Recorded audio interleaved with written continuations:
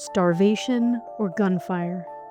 That's the choice that Gazans face in collecting aid from the U.S. and Israel-backed Gaza Humanitarian Foundation, according to Amnesty International and more than 170 NGOs that signed on to a statement declaring that, in less than 4 weeks, more than 500 Palestinians have been killed and almost 4,000 injured just trying to access or distribute food.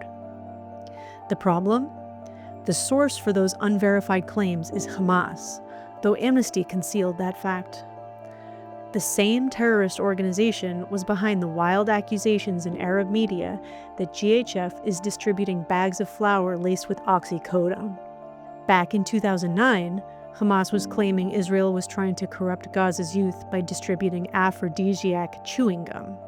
So, considering Hamas's history of peddling wild charges against Israel, not to mention its charter dedication to the destruction of the Jewish state, its evidence-free claims about hundreds of Palestinians being killed at GHF distribution sites should be taken with a very large grain of salt. Yet charities and respected media outlets are broadcasting Hamas's claims as fact, doing the terrorist propaganda work for them. Why is Hamas so desperate to smear GHF?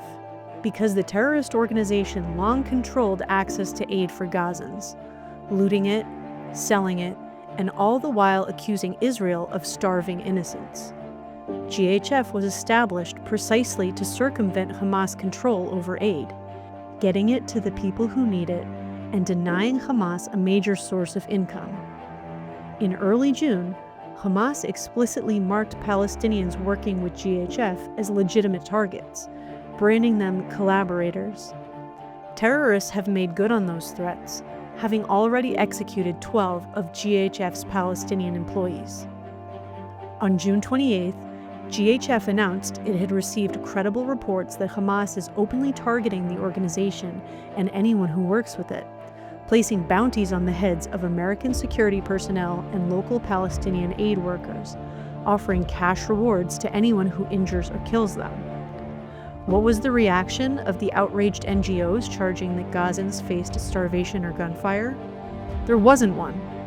The statement blaming Israel for the impossible choice Gazans faced in collecting aid said not one word about the Hamas bounties reported by GHF only 2 days earlier. International media outlets hyper-vigilant about the reported deaths at the sites were likewise uninterested. A notable exception was The Telegraph, where Henry Bodkin commendably reported on the Hamas bounties. The Washington Free Beacon's Adam Credo reported that a U.S. State Department cable confirmed that Hamas had formally placed bounties on GHF workers, and that the terrorist organization had demanded that any ceasefire deal in Gaza must end GHF's operations and return to the prior process of distributing assistance in Gaza to Hamas's benefit through UNRWA and other UN-affiliated groups.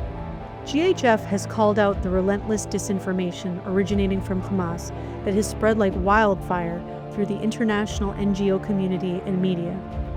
While GHF continues to get millions of meals into the hands of Gazan civilians, will NGOs and gullible media outlets continue to disseminate Hamas's propaganda as fact?